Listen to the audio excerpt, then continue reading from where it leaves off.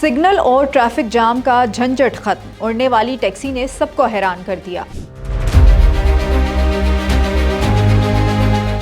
America में electric air taxi की कामयाब तजुर्बाती परवाज ने शहरी सफर में इनकलाब की उम्मीद जगा दी है, जहां घंटों का सफर अब चंद मिनटों में तय हो सकता है। न्यूयॉर्क में होने वाले तजुर्बे के दौरान फ्लाइंग टैक्सी ने मैनहट्टन से John F Kennedy international airport तक सिर्फ 7 से 10 मिनट में फजा के जरिए सफर मुकम्मल किया, जो सड़क के रास्ते अमूमन 45 मिनट से 1 घंटा लेता है। ये जदीद एयर टैक्सी एक छोटा इलेक्ट्रिक तैयारा है जो हेलीकॉप्टर की तरह टेक ऑफ और लैंड कर सकता है और मुकम्मल तौर पर बिजली पर चलता है। इसमें बैक वक्त 4 मुसाफिरों के बैठने की गुंजाइश है। माहिरीन के मुताबिक इसकी कामयाब परवाज के बाद उम्मीद जाहिर की जा रही है कि मुस्तकबिल में ऐसी फजाई टैक्सी सर्विस दुनिया भर में रोजमर्रा सफर का हिस्सा बन सकती है। अपडेट्स के लिए देखते रहिए वी न्यूज़.pk।